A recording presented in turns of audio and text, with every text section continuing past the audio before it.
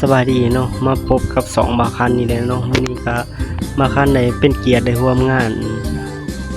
เฉลิมฉลองวันครูแห่งชาติเนาะที่7ตุลาแต่ว่าเพิ่นได้จัดก่อนวันที่เนาะเพราะว่า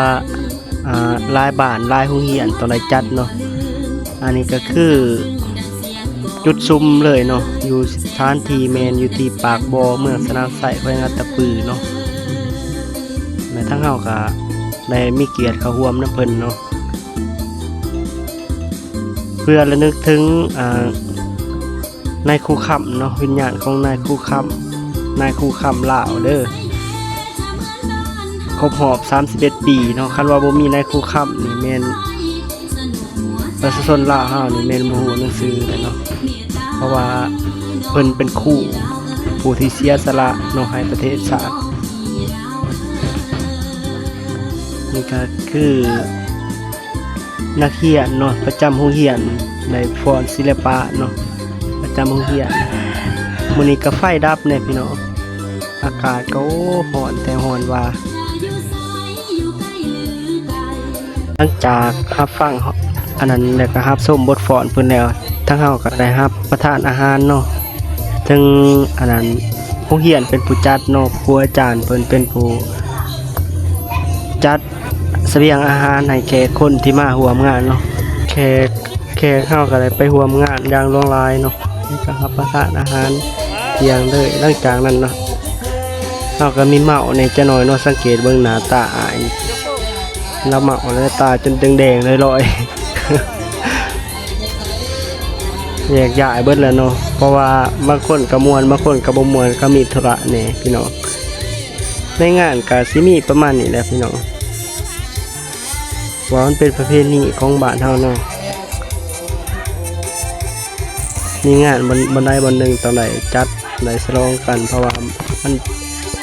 เคยแน่นี่พี่น้องบางครั้งเองก็สิบ่ได้ทายเจ้าของเนาะเพราะว่าบางครั้งแน่ก็เมาแน่ในงานก็จบไปด้วยดีพี่น้องผ่านไปด้วยดี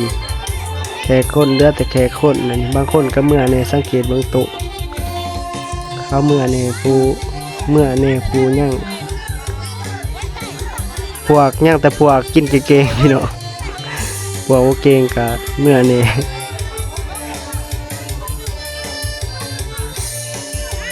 งานก็ผ่านไปโดยความเบิกบานม่วนชื่นนะพี่น้องแดดร้อนมันพี่น้องอันนั้นเวลาตอนนี้เวลาก็ประมาณบ่ายโมง2โมงพอดีร้อนพอดี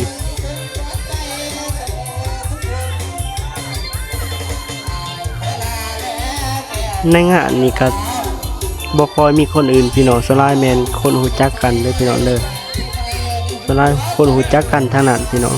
อ้ายใหญ่พี่น้องคนมาหลายอยู่พี่น้องแต่ว่าเขาเมื่อแน่ผู้มักกินเบียร์บ่ได้แน่ผู้กินได้ก็อยู่ส่วนว่าคันนี่ก็อยู่จุดซัวเขาเลยพุ่นน่ะพี่น้อง6 โมงแลงพุ่นน่ะคนบ่หลายบรรยากาศก็คึบๆค่อนตกค่อนบ่พี่น้องเอ้ยการในงานเฮาเนาะมันมีอิเล็กโทรนเด้อพี่น้องเด้อเพิ่นมาจัดงานมีอิเล็กโทรนหน่อยเพราะว่าไฟดับแน่มื้อนี้เพิ่นได้เครื่อง Honda เพิ่นมาใส่พี่น้องเอ้ยเพราะว่าไฟดับเบิดมื้อไฟมาหา6 โมงแลงยามเมาก็ไปกับพ่อไปพี่น้องอย่าของเพลงพ่อไปพ่อนะพ่อมันมียืนรุดหลายๆอยู่นี่ก็คือพวกสิห้องเพลงเด้อพี่น้องเด้อบรรดานักของเราทั้งหลายต่อคิวกันห้องเพลงก็ม่วนอยู่พี่น้องนี่ก็คือเสียคอนเกตเด้อพี่น้องเด้อเพิ่นมาห้องเพลงครับเมียเพิ่นเนาะผู้ฟ้อนทั้งขางแม่นเมียเพิ่นนี่ก็เต็มไปด้วยครูอาจารย์แล้วก็แขกคนที่ว่าถือรับเชิญในงานนี่ก็มีแต่ผู้มักม่วนพี่น้องสังเกตเบิ่งอ้ายน้องแต่ละคน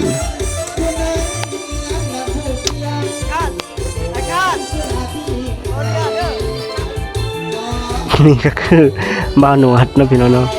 บ่าวหนวดปั๊บมัก10เด้อ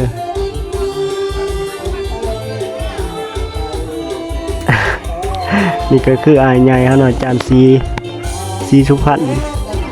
นี่ก็คือหัวหน้าใหญ่เพิ่นอาจารย์วงใบซอน